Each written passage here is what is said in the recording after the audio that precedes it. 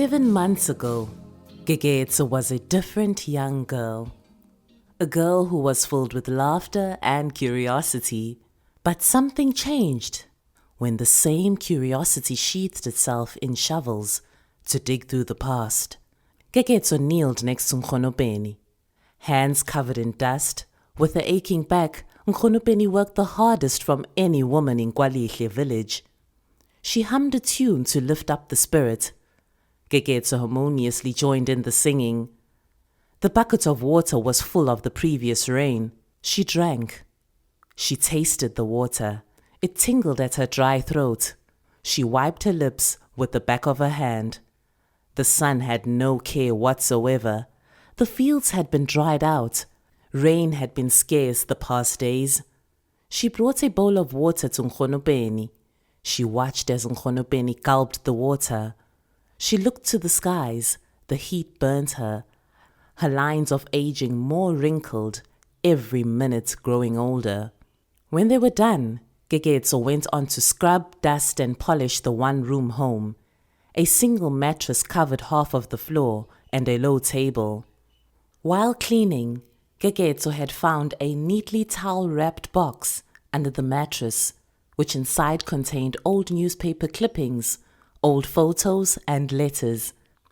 It bothered her. Who was this woman, she wondered. Her grandmother stood on her weak knees, also watching her granddaughter rummaging the past. Gegetso, my child, you are all I have, said Nkgonopeni as she rested her hands on her aching back and wiped her forehead with the dusty hand. Empakhono, every child needs a mother. To do what? Huh? What was she like? What did she like? I can't stop you anymore, can I? Nkgonopeni said. I just want to know. How about a stew, huh? Gegetso nodded. The kitchen is the best place to be wild, Nkgonopeni said to Gegetso. Really? Setlolo saka. Throw in a bit of garlic. Let it turn, twirl and toss. Throw in a well-diced red onion, chopped yellow, green and red peppers. Let it all fight for attention. And stir it a bit. And then give it a pinch of pepper and salt. She picked up the wooden spoon to taste. Her eyelids looked down. Her head bent sideways. Then what, Nkgonopeni? She asked. Then dip in the boneless meat. Then what? She asked again. Pull in some boiled potatoes, paprika, some hot or mild curry. Your grandfather likes it hot. And she stopped. Nkgonopeni looked around. And what? She asked impatiently. Nkgonopeni signaled to her to come closer. She bent lower to whisper something.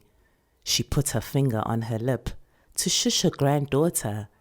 In a low voice, she said, You put in something extra. What do you put in, Nkgonopeni? She asked again impatiently. It's a secret. Nkgonopeni smiled and continued to add ingredients. Please, I will give you my sweets if you tell me, Nkgonopeni. Nkgonopeni laughed on. When she was done, she hugged Gegetso as if it was the last time she would hold her.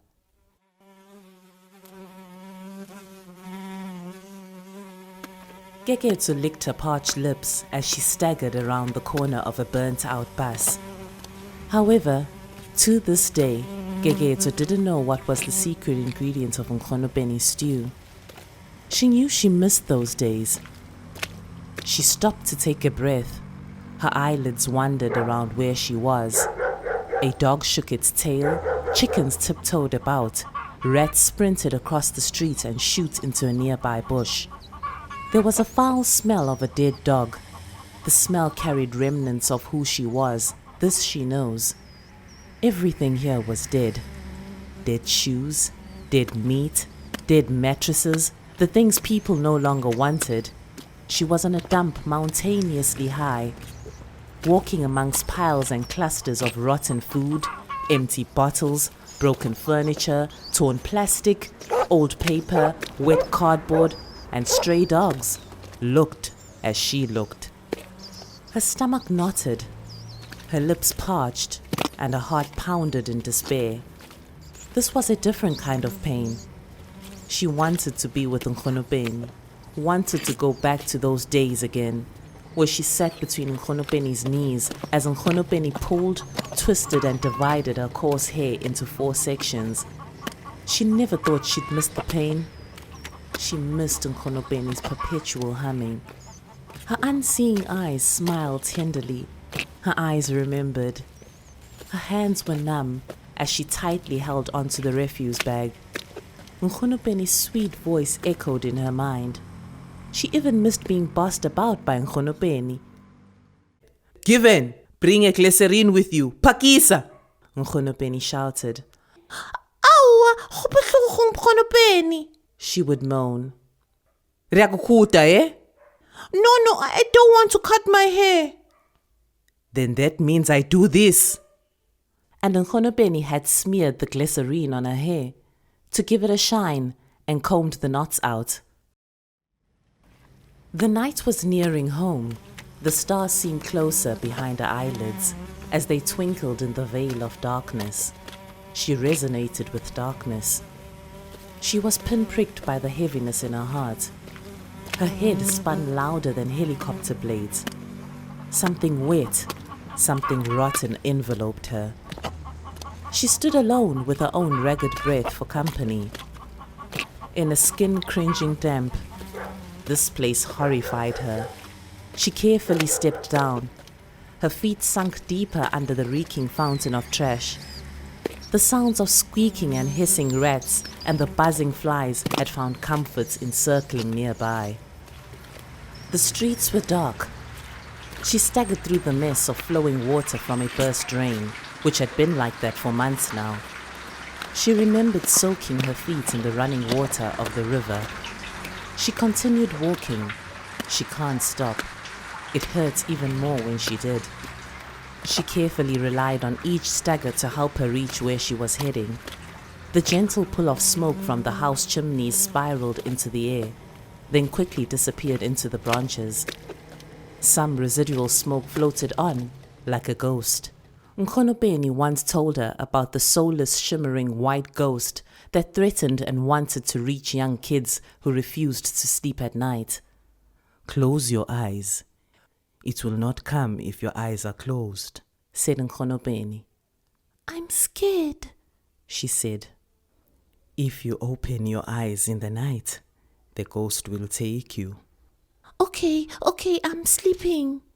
Before that, Nkgonopeni would say, "What do we do before we sleep?" We pray. "Sleep well." I'm still scared, Nkgono. "Are your eyes open?" No. She remembered keeping them so tight shut that her eyelids hurt. "Oh, don't worry then. Just be quiet. I will sing for you." And with that promise, Nkgonopeni's calming voice would start. "Humula robala, ditoro ditlofitla, busheu. Humula, ngwana naka, robala hantle, khotseng o tlo ja borotho." The pain at her lower belly cleaved as she staggered near the dusty road. The smell continued with her. The smell called her name. She shifted the plastic bag to the other hand to give rest to the tired arm. She dragged on. She passed shacks. They looked the same, yet different. One shack had gaped holes at the bottom, in the sand where cockroaches rushed through. She stopped tottering for breath and glanced at another shack, one which had outlasted the other shacks on the same row. It had a window covered in clear plastic. The candlelight flickered while the people inside sat at the table. They ate steaming food. They ate quietly. She wobbled on. The night was dim. The faint wind brushed her battered, tired body. She stepped on something. She yelled in pain. And instantly, like it never happened, the pain vanished like a smoke. She stopped walking. Worries floated around her like smokes. She held her head up and stumbled forward. The light had neglected her.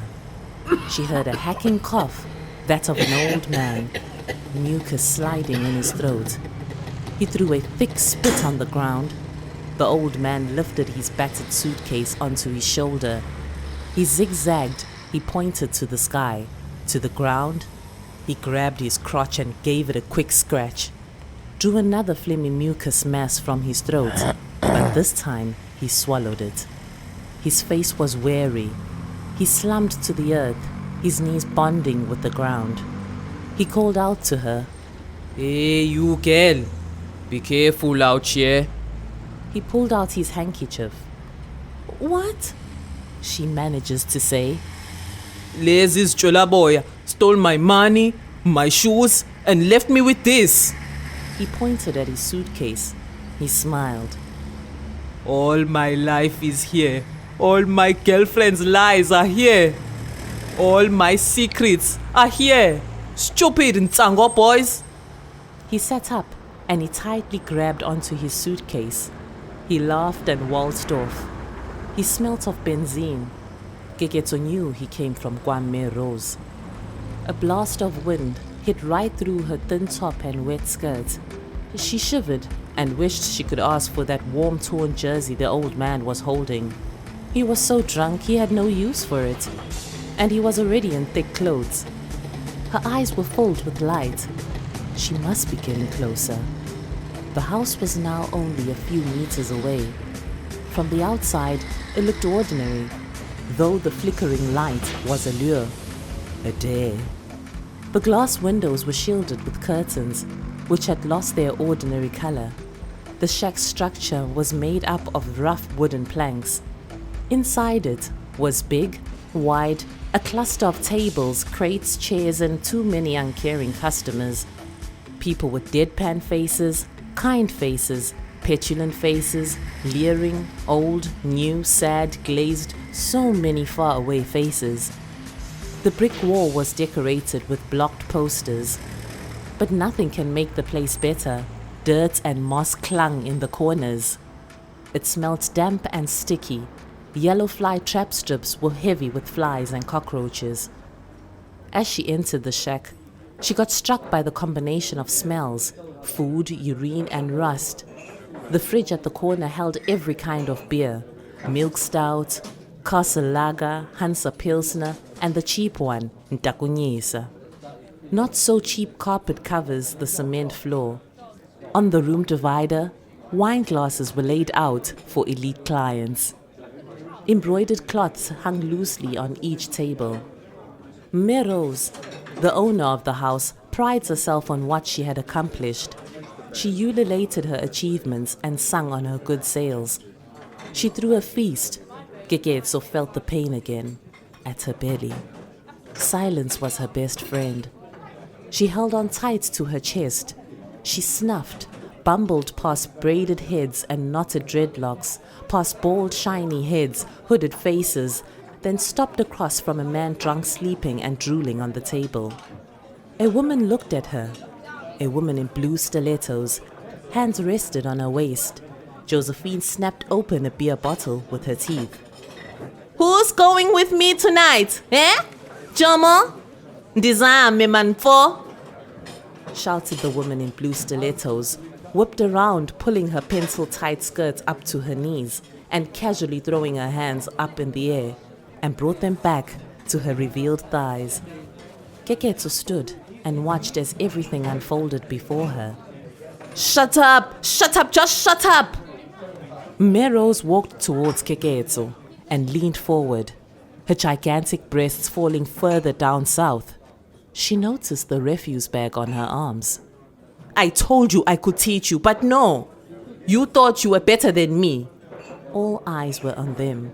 Geketso wanted everyone who scrutinized her now to fuck off. Her throat became dry, her skin burnt, her afro sweated, her face was a pool of tears. She saw her reflection captured by the tinted window, her upper lip curled in disdain. That window reflected another memory. On the window, she saw an image of a young girl holding out her tiny hands. This young girl, who twirled, danced, and laughed under the flickering light at the kitchen table. She saw her hands reached out for a cup of oros. The sweet, bitter taste caught in her throat and made her chuckle. She put the cup down and ran outside. A blonde plastic doll dangled from one hand. Geketso, it's raining. Nkgono! Come back inside at once, ordered Nkgono Benny. But Geketso wanted to play in the rain, like the kids next door. They slept on the grass while rain washed their faces. But Geketso ignored her grandmother and ran a little further into the rain. Geketso was greeted by raindrops. Her feet splashed in the puddles. She laughed as the muddy water springing up. She spread her arms, leaned back her head, face up to rain, eyes closed, mouth open, sticking her tongue out to taste how sweet the rain is. She gamboled down to the tree, where she carefully rested her head on the tree trunk. She counted ants as they crawled up and down. Geketso knotted her hair. The afro curled on her tiny fingers. She pulled and pulled until it was a continuous rhythm on her fingers. Nkgono Benny called Geketso inside to dry herself with a towel. "How did you find me, Nkgono?"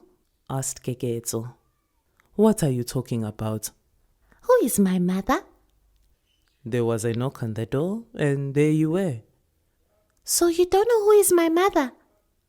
No, I don't. Nkgono Benny, are you sure?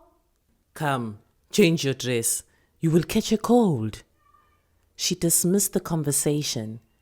She folded her hands close to her heart. Geketso found out that she had been wrapped in a towel after her birth. She had a light brown patch on her right shoulder blade, which looked like a coffee stain. You trembled when I held you, said Nkgono Benny. The sounds you could make with your small lips and mouth, you could wake a deaf person. In the night, Nkgono Benny fed her and changed her nappies. Nkgono Benny sang. She cursed, she laughed, she complained. Geketso was wrapped in Nkgono Benny's dresses to keep her warm.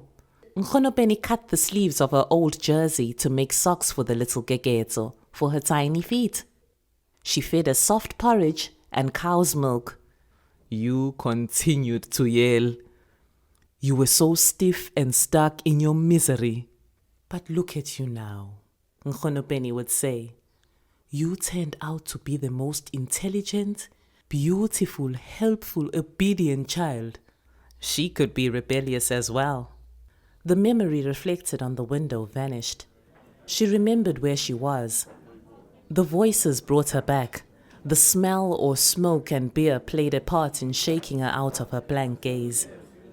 A suit and tie that sat in the corner next to a hi-fi speaker stood up.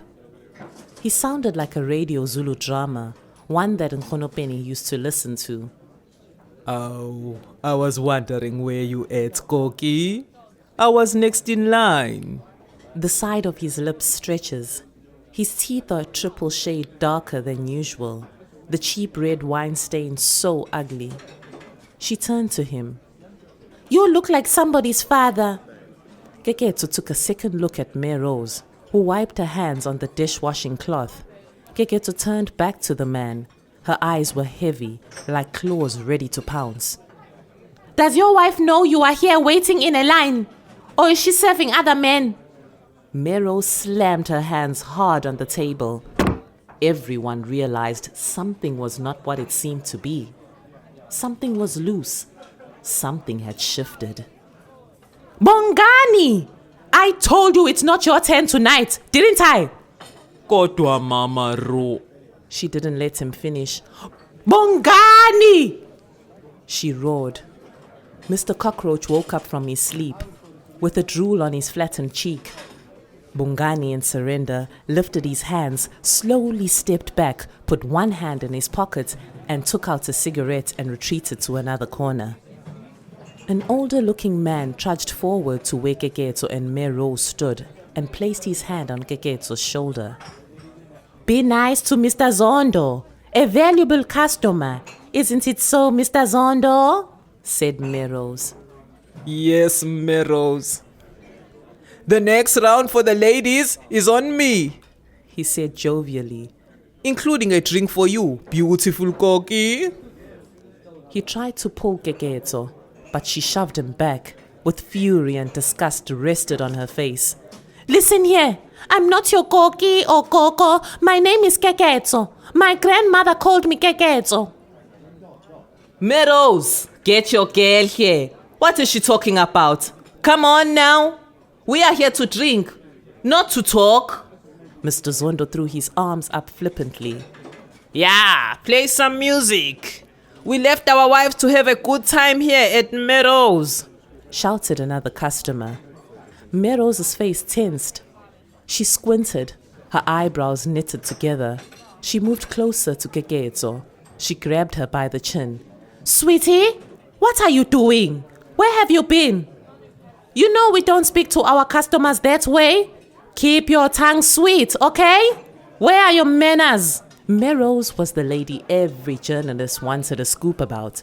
Something about her, something against her. They wanted to know about her success, how she moved from sleepless nights under the moonlit nights, counting the cash flow. Even government ministers visited Merose. Ministers like Mr. Oliphant. Maybe your mother did not teach you, shouted Mr. Cockroach. Finally awoken from his sleep, the men in the shebeen grunted in agreement. Keketo stood, her shoulders hunched. She looked down at the refuse bag, still tightly grasped. The weight inside had multiplied. She trembled. She felt exhausted. The laughter subsided. Go clean yourself up, said Merose. You are a mess. Keketo heard the calming voice of her grandmother again. You are not a mess, Setlolo Saka. The fields without rains was a mess. The missing cows were a mess. Young Khono. The woman in blue stilettos with cracked lips burst into a song. Uzosala molele, nitsi nibo, nitsi nibo. Uzosala molele. Everyone raising their beer bottles and joining in, or whistling and shouting, clasping hands. Merose relaxed. She signaled to 3 of her helpers to stay behind and assist the customers. She grunted. She disappeared into the storage room, filled with boxes and crates. Keketo slowly forced herself to follow Merose. Merose turned around with a renewed anger. What is your problem? She rested her hands on her hips. I don't care what your problem might be. Whatever it is, sort it out in your own time. Why? Because the truth is embarrassing. Hey, watch it. Watch it. Keketo, I don't have time to mommy you right now. If that is what you want. The noise from the shebeen deafened. Do you hear that? That is my business. A place of business. What kind of business is this, mother? Life is hard.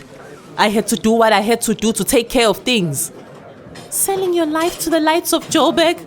Throwing away the most important thing to the buildings of Joburg? Losing who you are to the music of Joburg? Why not go back to the forest then? She flung up her palms in pain and anger and stood up. That forest is my home. Yours too. It was your home. Merose slapped her. Keketo stumbled and fell over a crate, still clutching on the refuse bag. You are not cut out for this, retorted Merose. Keketo stood up. Keketo threw the plastic on the floor, closer to her mother's feet. A chunk of clotted blood oozed out, made a trail towards the sink. Merose looked at her daughter, back to the plastic bag. She looked at her daughter again. For the first time, she felt what she saw: anger, betrayal, deceit, and lies.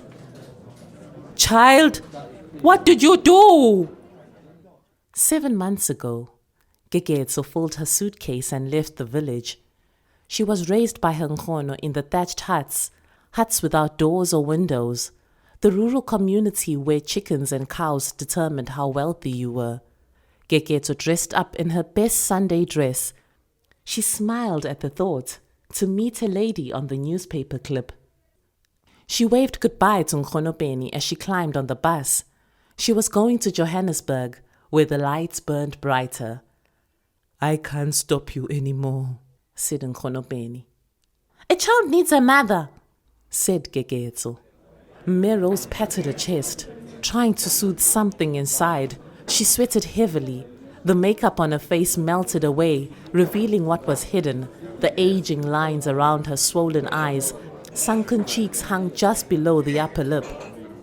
"Geketso, is this what I think it is?" "Yes. The rest of him is not far from here." "Geketso!"